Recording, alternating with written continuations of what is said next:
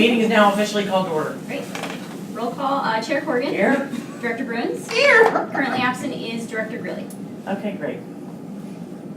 And poor Grilly did not get I know. reelected, but she's part of the whole. So we need to immediately find somebody else to reappoint to fill this seat in They would, the Wednesday's council meeting? would, or rather the board, their council will have to reappoint. You're talking about this? Yeah, so I assume the director, the SVCE directors will want to agendize that for next Wednesday's meeting to appoint somebody to the audit committee.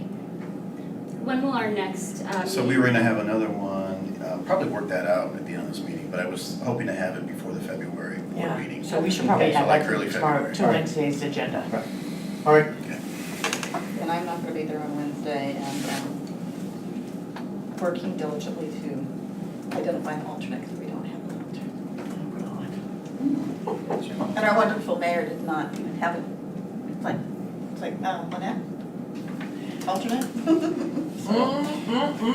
So, but I will not be there, but I have no clue who will be my alternate. Okay. So are there any other public comments that need to be made? Hearing none, seeing none, we'll go to the regular calendar, financial audit kickoff, a discussion. Are you gonna lead that discussion, Don? Thank you, Chair Corrigan. So on the phone, we have Brett Bradford, who's the managing partner for our account from Vicente and Brinker out of Santa Rosa. You may recall they performed our initial financial audit last year, and they're on contract for the next couple of years.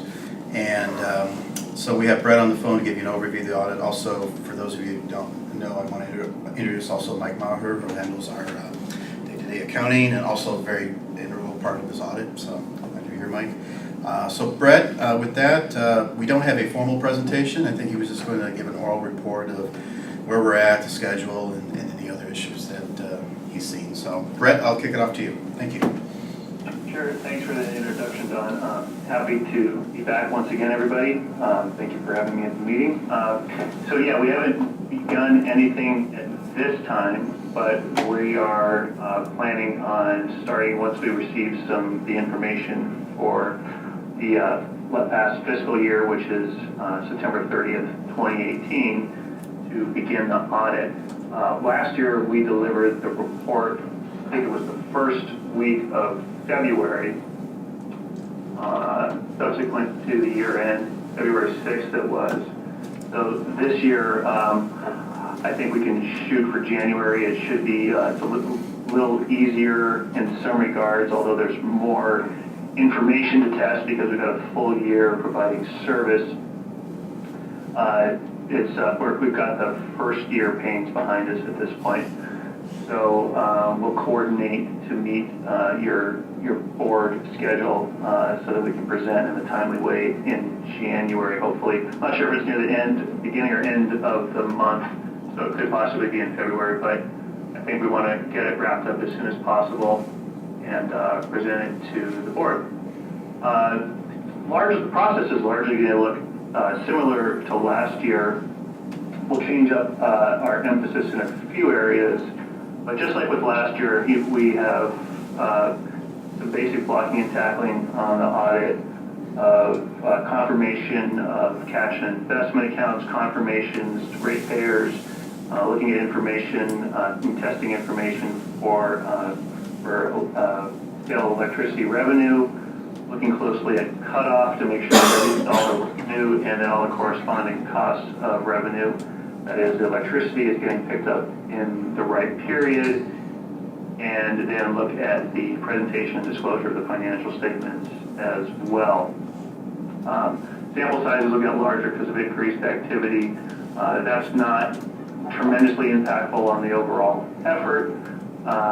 Just going from 60 to 80 or 100 isn't a huge impact, and most of that will be offset by the fact that we've got a regular full year here to audit without having anything transfer over from the startup phase from the county or anything like that. That's always a little sticky there, getting the information we need. So it should go pretty smooth. Some areas of focus, in addition to the one that I mentioned already, that we've been looking at recently, and probably pretty obvious to most members on the committee.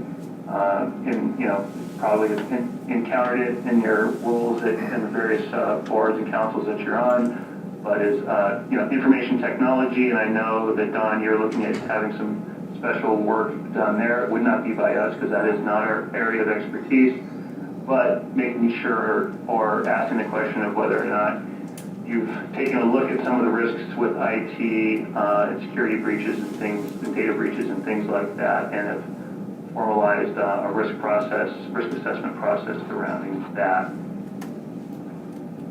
Other areas that we want to look at is making sure that with respect to the SOC 1 that report that was obtained from Calpine during the year, that user entity controls, so that is Silicon Valley Clean Energy, their controls are in place. Now that Calpine's put this document out that talks about what their users need to do in order to make sure that they can do everything they're right on their side, is to make sure those controls are in place. So that's exchanging information with Calpine about customer accounts and the data flow there, and that you're doing everything that they need to do so they can make sure the data they give back to you is accurate. I could talk more about that report a little bit. Yeah, that's not something that we were involved in. Of course, Calpine went out and engaged, I think it was, Mike, was it KPMG, I think, to get that done. Yeah, great. It's one great. of the big firms. It's great that they did that finally, and will just help to add a higher level of assurance on the data that they're sending over to all of their CCA customers. That's kind of the high points of the audit. And I can answer any questions, and I should ask at some point, if there's any areas of concern that the audit committee has with respect to risk areas, or any, obviously any questions about any of our specific procedures, happy to answer as well. Or if there's just any questions in general about the financial statements or the audit, or what we look at. I don't have any questions for you. I have questions for staff. Just in general, do we have any concerns internally as our documentation is going out? Or everything seems to be in order? And I'm just gonna have a chat with Brett. We should just arrange a meeting. Just minor stuff around the office. Okay. Also, Brett, you want to bring up at what point you would meet with the audit committee without management, probably sometime in this process? Yeah, that's, I know the meeting's scheduled for 2 hours today. I don't know if I'm supposed to be on it for that whole block of time, but, that's something that we can do outside of the formal committee meetings, just by phone. Okay. Whatever's easiest for everybody. I know it can be a little difficult to get everybody in the same room. Probably mid to late January. I'm thinking, is that okay in the process for you? Yes. Okay, so we'll schedule something in our. Okay. I tell you what I would appreciate, maybe, as long as Jeannie's good with it, and if we find a third director, is perhaps a conference call between the 4 of us. Is there anybody else who needs to be part of that dialogue at that point? Or is it just the audit committee and Brett? I'm going to defer to Brett on it. I'm more used to just the audit committee, but if you feel more board members should. Yeah, I'd rather instead of have 3 individual conversations, especially since we'll have a new person, perhaps just arrange one conference call so that we're all on board together. Yeah, because what I'm used to is it's one of 2 ways. First of all, it's just the audit committee. Yeah. And then it's a question of whether it's the auditor and each committee member one-on-one, or or the committee collectively. My personal preference this year would probably to do it with us collectively. Same. Because we're clearly going to have a new person on board. And I just think there's power in terms of just trying to hear everybody else's thoughts and issues and such. So, Exactly. So I would prefer to do it collectively. Okay. With the audit committee as a whole and Brett. Okay. Well, I don't think we need to meet in person. Brett, are you local? Where are you? I'm up in Sonoma County. Oh, yeah, no, we can do this by phone. I'm not going back up to Sonoma. I will. I'll come up there. On a Thursday or Friday afternoon, no problem. 4:30 of that meeting? Not a problem. But I If think. you guys want to make a trip, I'll provide some wine. Yeah, okay, yeah, I'm in. All right, I don't know who's gonna manage the scheduling, whether it would be, individually, or will you be able to help? Yes, I can. Okay, terrific. Okay. Okay. Call to be scheduled in January. And to go back to your earlier question, I don't think any of us are anticipating you being on the phone for the next hour and a half, 2 hours. We were hoping to keep this meeting short, and there is a second agenda item, so I anticipate you being off the phone pretty quickly here. Okay, yeah, that works for me. And if any questions, additional questions come up during the rest of the meeting, feel free to reach out. Okay. Nice meeting you, Brett. You as well, thank you. Look forward to another round this year. Thanks, Brett. Yep. Okay, thank you, everybody. Sounds like I'm getting off now. Yep. How's that for fast? Okay, thanks again. Bye-bye. Bye-bye. Thank you. Take care. Okay, super. I don't have any other questions. I probably am a little bit out of my depth here, so as long as everybody else is comfortable, I'll wait to see what happens next. And just a reminder, his firm works with other CCAs as well, so this is A lot Good group. of relevant experience Okay, and such in terms of the nature of our business, which is totally different than the nature of the city's business. correct, yeah. Or your typical district businesses. They do have a lot of government experience too, but it's branched out with CCA several years ago. So yeah, they do. Yeah, I'm sure they do the rest, but having somebody who's not cutting their teeth on a CCA working Exactly. with us is quite beneficial. Yeah, it's beneficial, yeah, for us, not just for the product, but also us having to deal with training and teaching these auditors how things work. So that will definitely add to a smoother audit. Yeah, I think maybe the only question, and I don't know, this boundary in terms of the financial audit versus the technology audit, because one of the things that makes us different from your typical government type agencies is we actually have this thing called a database with actual information in that has confidentiality and, we have an obligation. And I don't know where that crossover between the two is, having enough controls in that to ensure, that if that's only in the technology one, or if there is Yeah. some touch point between financial and this. Yeah, I don't know if, I I don't think, think financial would be, again, I don't know the control mechanisms and who has what control, Yeah, who has yeah, access. and I'm curious to learn a little more about the IT audit and what the procedures and scope of that are going to be. It seems like, a lot of that is customer, right, private information, database, that type of stuff that maybe is not directly financial related. So as far as that type of stuff goes, I don't know if that really has much at all to do with the financial audit, that part. But other technology, like if we did, he mentioned this SOC 1 report that Calpine goes through, you could kind of argue is really a lot of technological based it's not a financial audit. Yeah.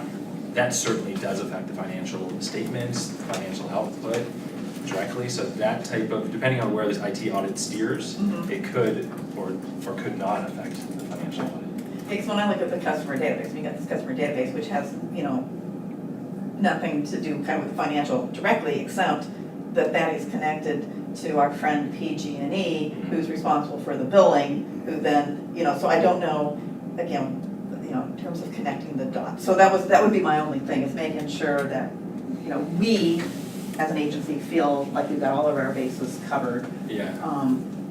Yeah, and part of that, again, that SOC 1 is population testing, Okay. right? Is PG&E giving us the information for the customer classes and the amount of customers that we expected?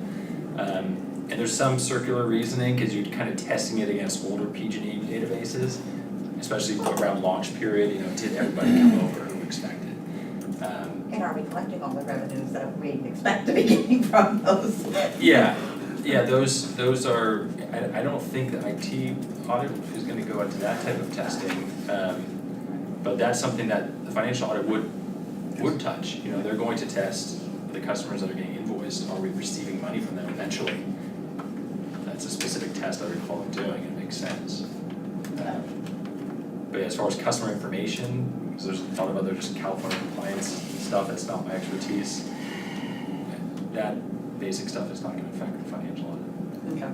And some of the customer data audit will take place in the AMI audit that we're gonna be talking about also today, which is separate from the IT audit. So there's a third audit that we're gonna be doing, which, yeah, so the data part hopefully will be covered in AMI, which we have to do every 3 years. So we'll talk about that, just. Yeah, we'll come, okay. Yeah, that's a good point. Yeah, so I think it helps giving us the Yeah. landscape so we, and the lingo, right? Anything else on financial audit? Okay, we'll look forward to the conversation in January. I assume it would be scheduled before January's board meeting if there's a chance of getting the audit performed and finished and ready to report out by January's meeting. But I'm also happy with it coming in February. I think we're gonna have new people and transition in January. Yeah, the thought originally was to wrap up the financial audit end of January, meet with the audit committee, and then take it to the board in February, like we did last year. Fantastic. Yeah, I'm good with that. I'm good with that. That's the schedule. Okay, great. Okay, well then let's move on. And let's dive into this information technology audit. Okay, to piggyback off what Brett brought up and comments to just recently made, so we are looking at a information technology audit. We'll spend just a little bit to talk about what we've already done so far, because it's been about a year since we've talked about this on the IT audit side, and then talk about what we're doing this year and what we want to do in 2019 and beyond. So with that, I'd like to introduce our management analyst, Nick Zanato, to go over a presentation. Thank you, Bob. So I want to start off with some pretty scary facts and stats about IT data breaches and security breaches. So it gets worse every day, worse every month. Numbers keep going up. The cost to remediate a data breach has gone up like astronomically. I'm going to focus on the last two on here. 91% of cyber attacks start with an email. 95% of cybersecurity breaches are due to human error. So we can put the best tools in place to stop attacks, but it always comes down to human error as being the number one cause of a cyber breach.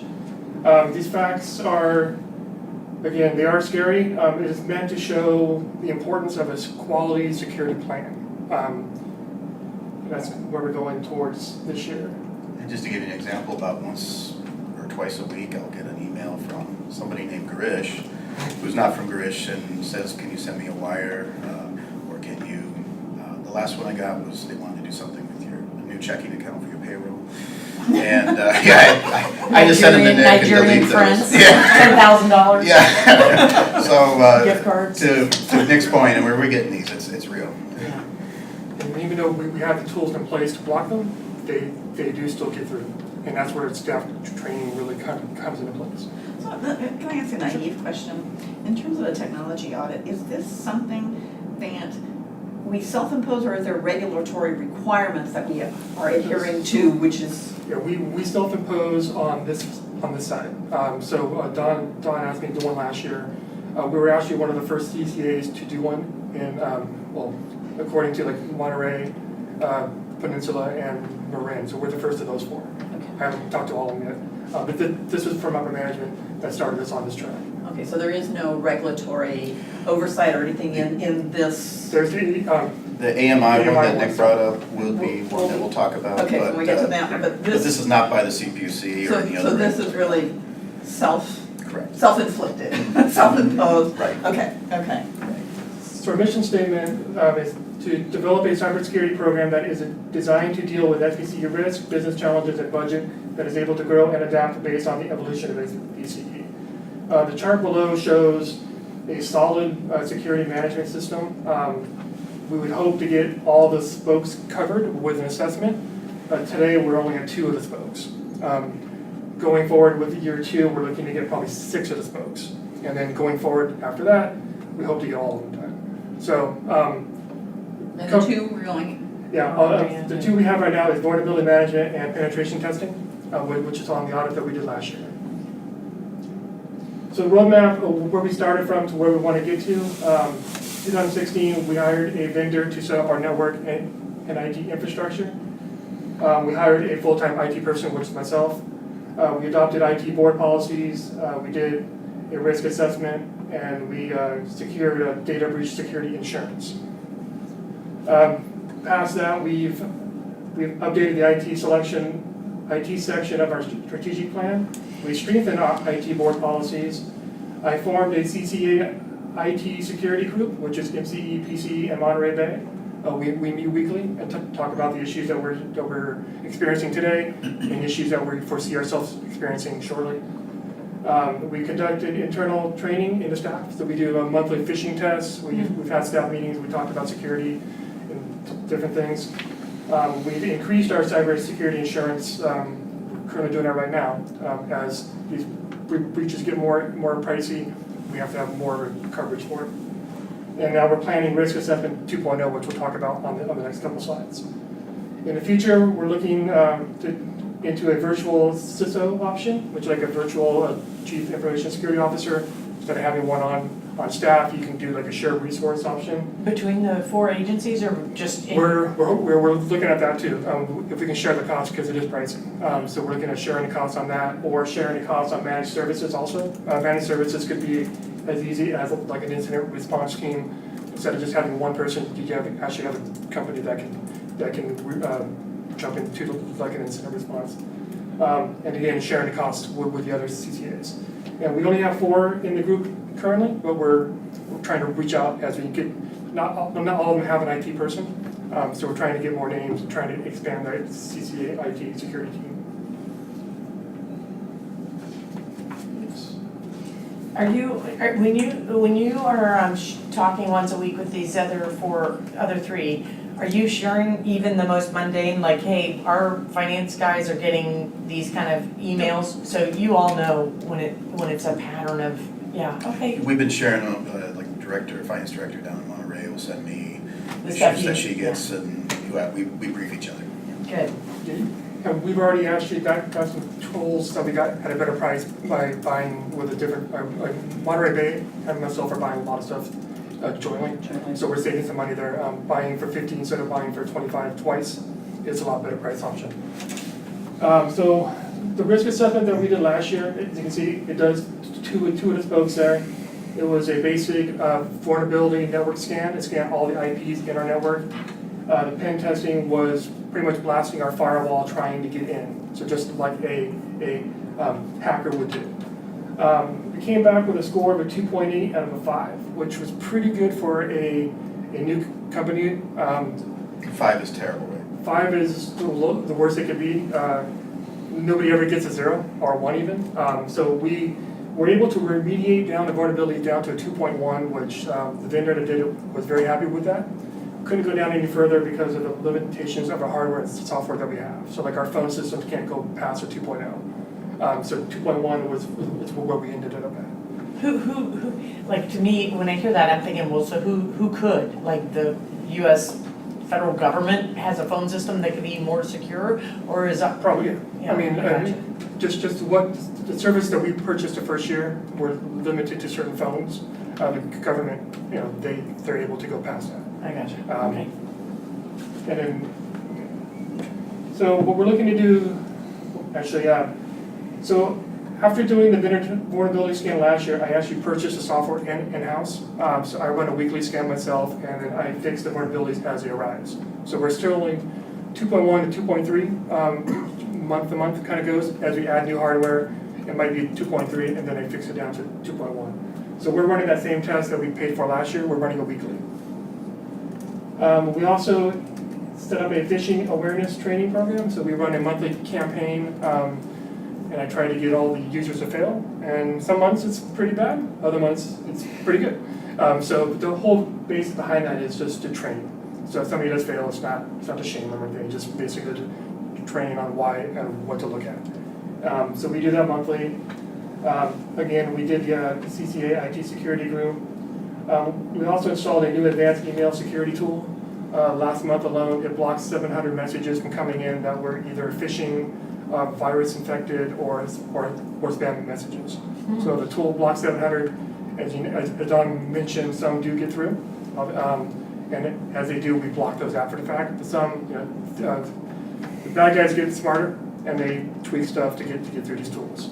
But blocking 700 messages was pretty good for the first month that we had it use.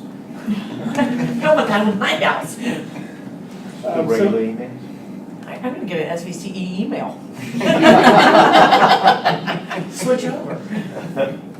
So for the risk assessment 2.0 that we'll call it, we're looking to target six of the spokes on the chart there.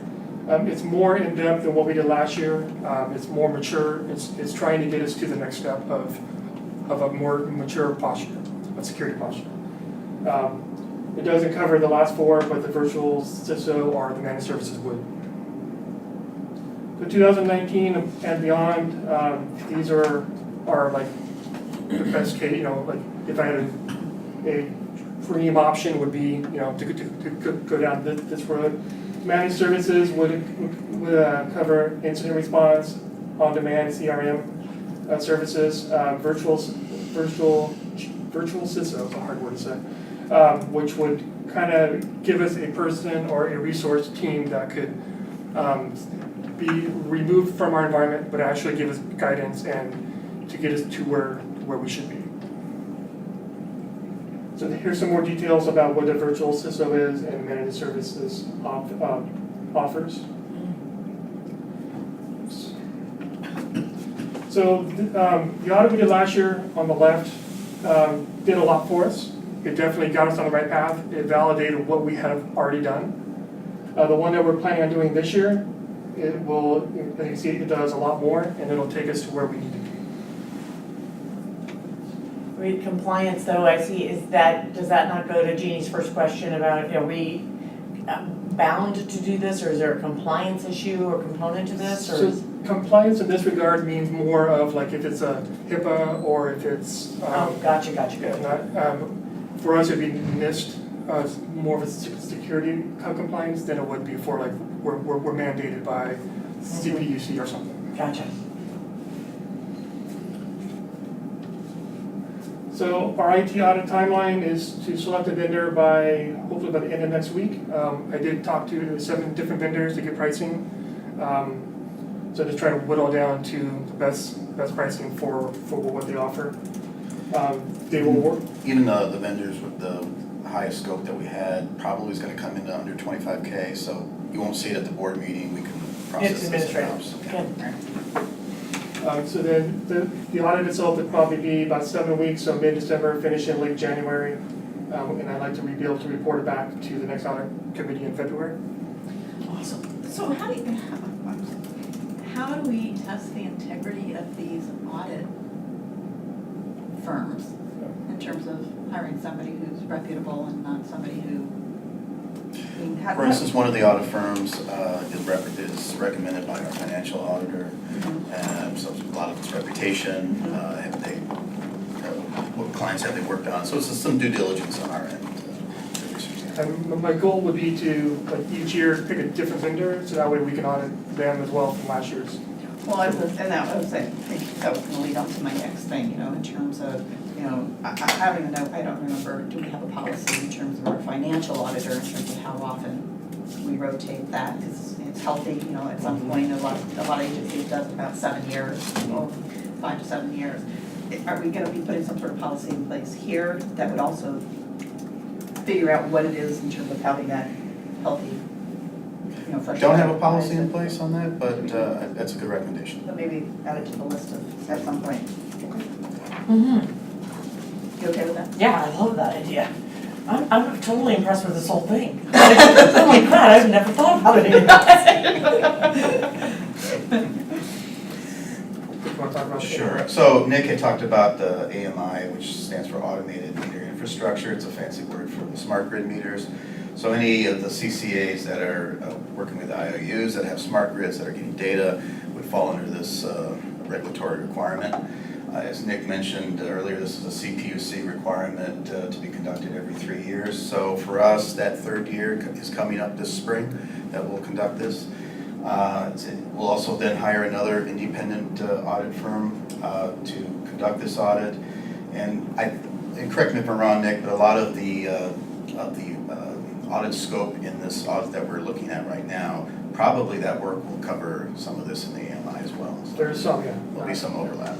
Sorry, can I just ask for some clarification? So the audit we were talking about is sort of our internal systems, our computer systems, our database management, cloud, whatever we're doing, storage, etc.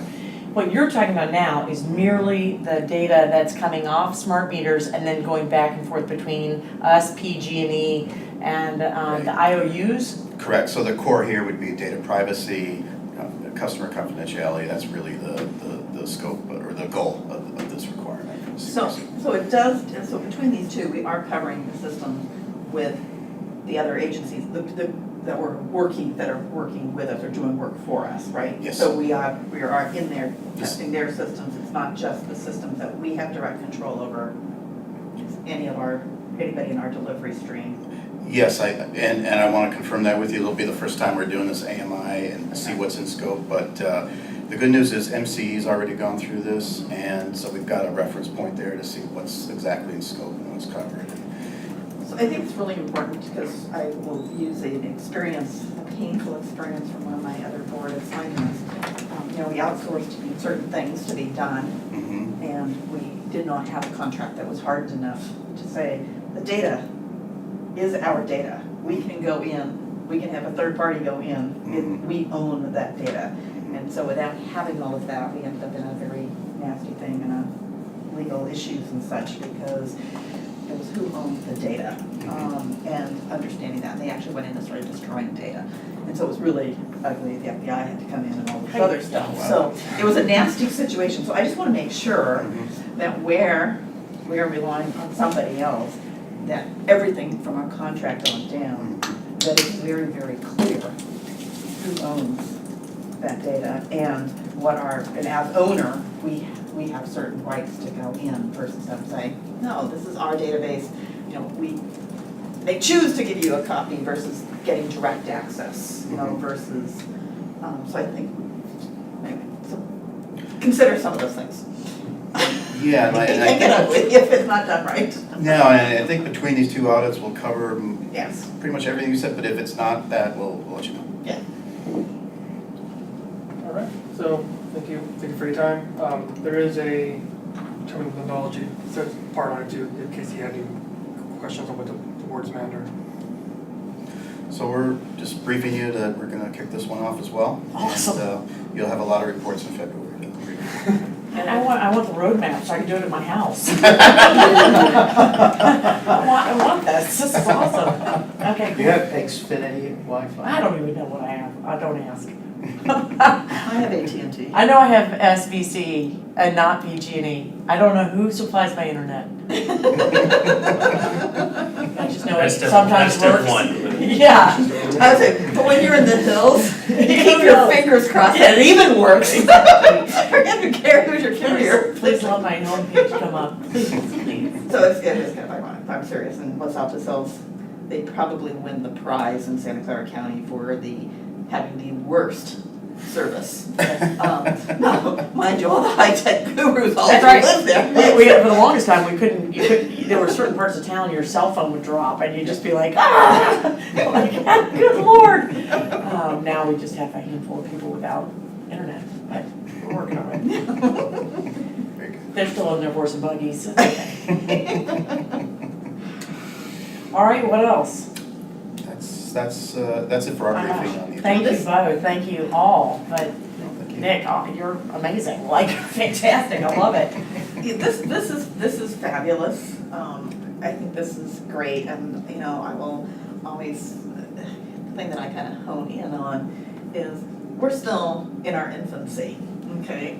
Yet we're doing stuff that's so way ahead of those that have gone before us. And I really do appreciate that I think is a statement to the quality of the staff and our ability to take our jobs very, very seriously.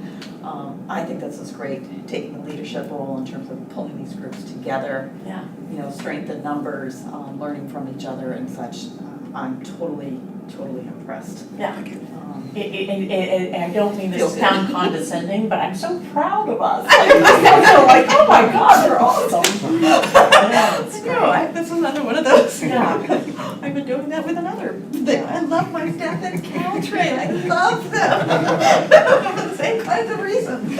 All right, well, if we're done, we're done, huh? Is there anything else on the agenda? That's it, really? Committee and it. staff remarks? Any other, Eric, you want to say anything? Thank you. Thank you for sitting here. Thank you for sitting here.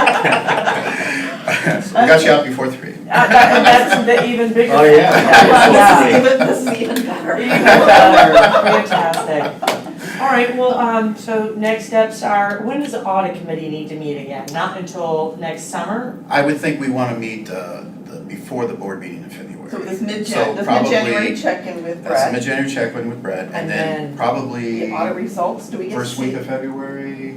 Okay. So Yeah, I guess while I have you guys here, can we maybe Schedule? think of a date? Yeah. So- Would it also depend on who would be the third member of? But we can at least get, Yeah, we can tell them let's what get it is. so, okay, so we have the committee and Brett in mid-January. Right. Then we have the full committee with getting the results. Looking at the results And before then the it board. goes to the board. Correct. That's what we're That's talking about. exactly it. Yep. So the February SVCE meeting would be Wednesday night, the 13th.